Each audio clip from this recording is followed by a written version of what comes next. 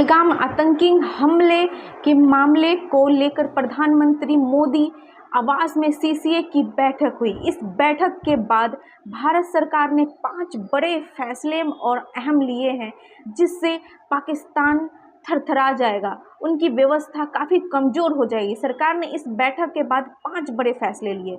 सरकार ने पाकिस्तान के साथ किए गए सिंधु जल समझौते को रोकने का फैसला किया। पाकिस्तान जब तक सीमा पर आतंकवाद पर ठोस कार्रवाई नहीं करेगा, तब तक यह समझौता रुका रहेगा। भारत ने पाकिस्तान के साथ वर्ष 2060 में किए गए सिंधु जल समझौते को रोकने का फैसला किया है। इस फैसले का अहमियत इस बात से समझी जा सकती है कि पहले दोनों देशों के बीच युद्ध की स्थिति में भी भारत ने सिंधु जल समझौते को रद्द नहीं किया। इस समझौते के तहत दोनों देशों के बीच 6 नदियाँ उसकी वाटर शेयर होती है और 6 नदियाँ निकल के भारत से पाकिस्तान में जाती है, जिसका 80% वाटर पाकिस्तान यूज़ करता है, सिर्फ 20% वाटर इंडिया यूज़ करता है। अगर इंडिया ने इस 6 नदियों को बंद कर दिया और ये मौसम है गर्मी का, तो पाकिस्तान की सोचो हालत क्या हो जाएगी। हालत उनकी तो खस्ता ही होने वाली है। और दूसरा, अभी इस फैसले पे सरकार ने रोक लगा दिया है। जब तक पाकिस्तान आतंकवाद को बढ़ाना और उसको सपोर्ट करना बंद नहीं करता, तब तक सरकार पानी नहीं जाने देगा पाकिस्तान में। सीसीए का दूसरा अहम फैसला है पंजाब प्रांत की सीमा पर स्थित अटारी चेक पोस्ट को तत्काल प्रभाव से बंद करना। जिन पाकिस्तानी नागरिकों ने अटारी सीमा से भारत में प्रवेश किया है, उन्हें 1 मई 2025 तक लौट जाने को कहा गया है। तीसरा फैसला यह है कि पाकिस्तान के ऐसे नागरिक जिन्हें सार्क वीज़ा एग्जम्पशन स्कीम के तहत भारत आने की छूट खत्म कर दी गई है। पहले इसके तहत जिन पाकिस्तानी नागरिकों को यह वीज़ा दिया गया है, उसे रद्द कर दिया गया है। साल 1992 से यह स्कीम लागू थी, जिसके तहत पाकिस्तान के सीनियर सिटीजन्स में जो पत्रकार थे, जो बिजनेसमैन थे, आर्टिस्ट थे, राजनेता, वो को विशेष सुविधा के तहत भारत आने की छूट थी। भारत ने कहा है कि अगर कोई पाकिस्तानी नागरिक इस वीज़ा स्कीम के तहत भारत में है, उसे 48 घंटे के अंदर भारत छोड़ना होगा।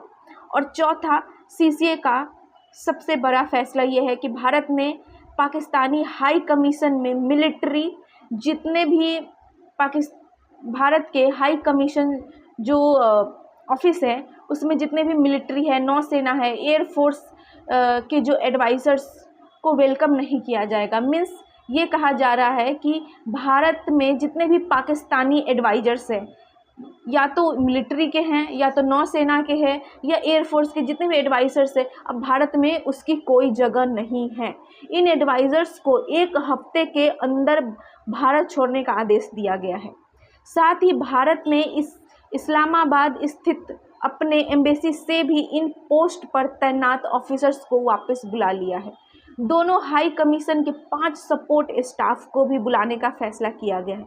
सीसीए का 5वां व अंतिम फैसला ये है कि पाकिस्तान हाई कमीशन के ऑफिसर्स की संख्या 55 से घटाकर 30 कर दिया गया है। भारत ने एक तरह से पाकिस्तान के राजकीय स्तर को घटा दिया है। वर्ष 2019 में जब भारत ने कश्मीर से धारा 370 समाप्त किया था, उसके बाद पाकिस्तान ने अपने हाई कमीशन को वापस बुला लिया था। भारत ने भी ऐसा किया है। अब देखना है जो 5 अहम फैसले सरकार ने जो लिए हैं, अब उस पर कितना टिका होता है और कितने प्रतिशत ये लागू होता है देश में, और कितनी कार्रवाई के साथ। क्योंकि भारत की जनता सिर्फ इंसाफ मांग रही है। ये पहली बार नहीं है कि भारतीयों को मारा गया है, ये बहुत बार उरी हत्याकांड हुई है और पास्ट में बहुत सारे युद्ध होते ही आ रहे हैं। पाकिस्तानी हमेशा परेशान करते रहते हैं इंडियंस को, और कश्मीरी को भी। कश्मीरी लोग भी काफ़ी परेशान हैं, क्योंकि उनकी रोजी रोटी पे लात मारा गया है।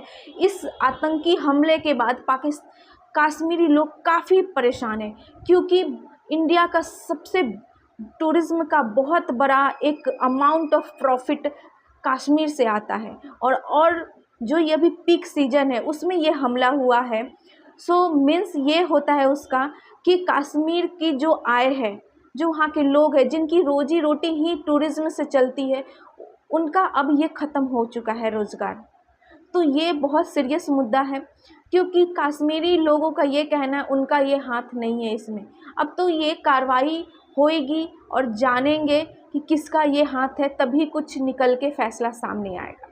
इस वीडियो में इतना ही, मिलते हैं अगले वीडियो में।